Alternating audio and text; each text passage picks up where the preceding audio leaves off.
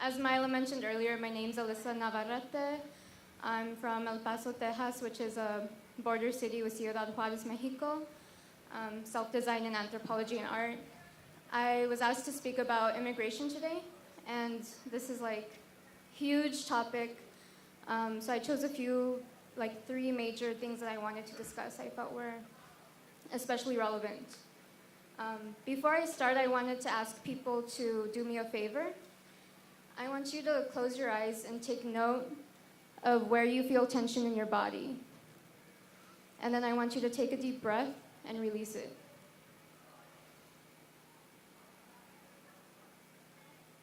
Okay, thank you. So, I'm not an immigrant, but I do come from an immigrant family, and I think that's important to note before I start. And I want to continue with a quote. History teaches us that the greatest tragedies come from ignorance. And next, I wanted to address a few important topics. First, the murder of 3 trans women on the border by a Border Patrol agent in Laredo, Texas. The murders of 3 trans women by a Border Patrol agent, all 3 trans and all 3 sex workers, and how often people of the state, like police officers and Border Patrol, are given the power to commit these crimes. That's why they sign up for these jobs. They are racist, sexist, and they depend on that power as an outlet for their violence, with little to no repercussions. Because rules only work on people who are scared to break them. Second, the detainment and separation of children and families at borders. There's a common idea of detainment of immigrants being Mexican, and probably because they're detained at the US and Mexico border. But in reality, about 97% of these are actually from Central America, coming from Honduras, El Salvador, and Guatemala. And this detainment opens the door for the separation of families, the physical and mental abuse of vulnerable people, and the magnification of generational trauma and overall colonialism.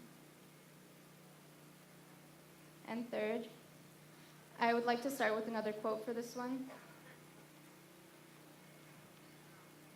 I have great sympathy for people who fear migrants, for their lack of knowledge, and as a result, their lack of understanding of humanity. The problem is not immigrants, or really immigration.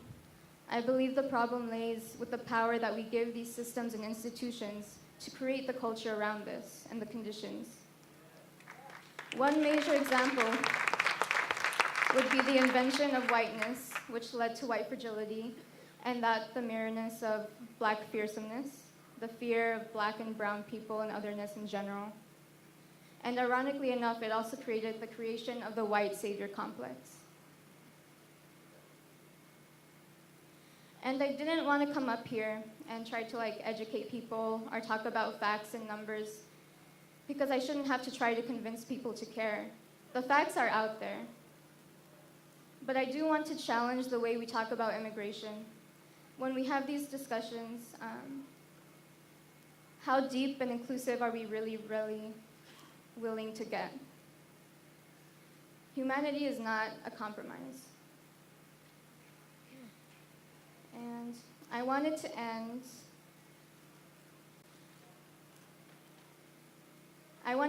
with a quote that I read recently. It goes something along the lines of, trauma is passed down generationally until someone is ready to feel it. So I want to ask everyone, are we ready to feel it? That's it.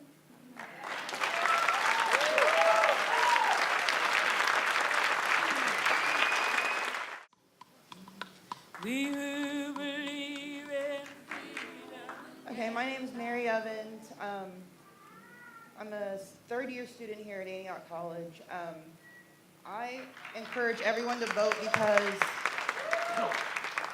issue 1's good and stuff, and I wish we had half these resources when we had the crack epidemics. There probably wouldn't be that many black people in prison and in systems now, but vote for issue 1, but I think for me, I encourage people to vote to stop mass incarceration. I was sentenced to 8 years for a first offense drug trafficking charge. And the woman who went before me caused her child permanent damage and harm and was sentenced less time than me and came home before me. While inside, I graduated twice, won my scholarship to hear my full ride. People can change, and I think with that being said, if we can't stop them from building prisons, then vote for the Fair Hiring Act. So that way, when you come out with the skills that I've came out with and other people like me come out with, we do have a chance to get a job. And that's all I have to say.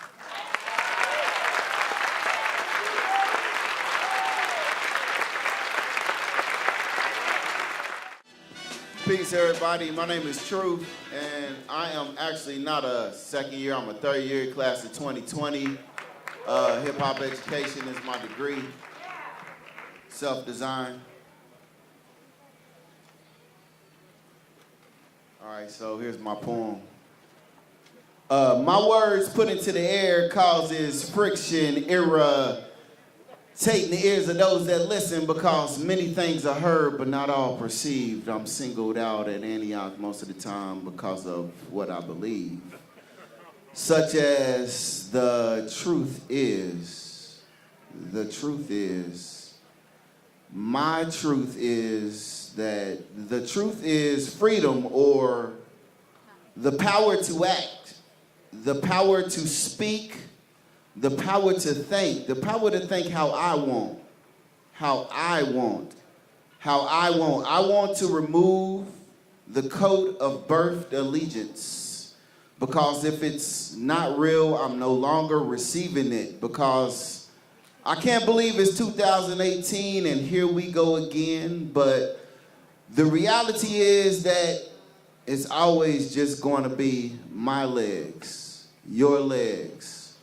Our legs that must tread into this beast of ignorance is truly dead.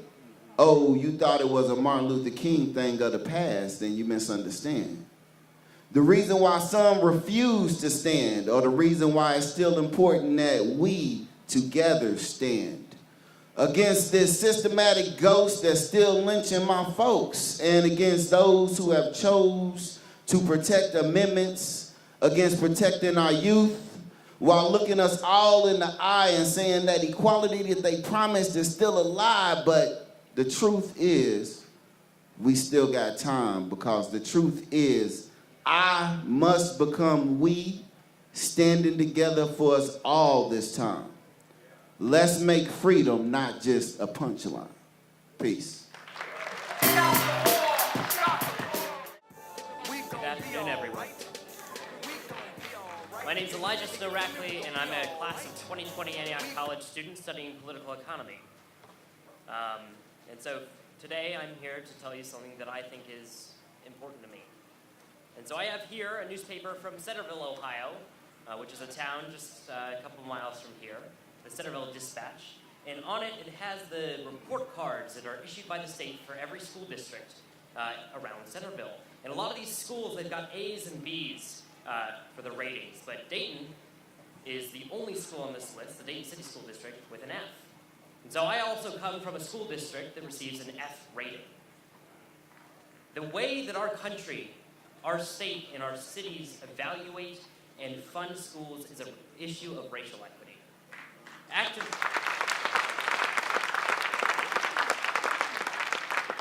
It's an issue that actively stacks the deck against students, especially students of color. We underfund the poor districts and undermine their ability to perform on state exams that are graded not by educators, but by testing companies that are looking to turn a profit.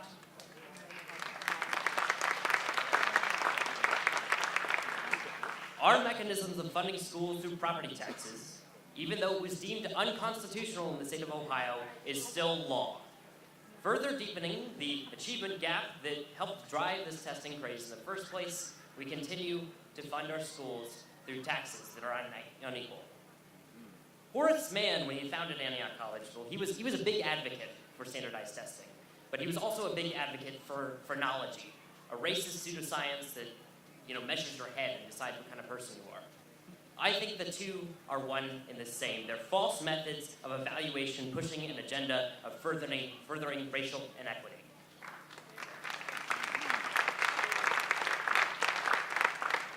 In order for a democracy to function, we must have well-educated and informed voters. A vote in favor of well-funded education is a vote focused on turning the tide, a vote in favor of providing opportunities. Voting for legislators willing to take a stand against this is just one means of advocating for change. In order to turn the tide against this inequity in our schools, we need to be out on the picket lines with the teachers' unions. We need to be supporting our after-school programs, and we need to be uniting behind our communities. On the way to revolution, there is a time of reform. Thank you.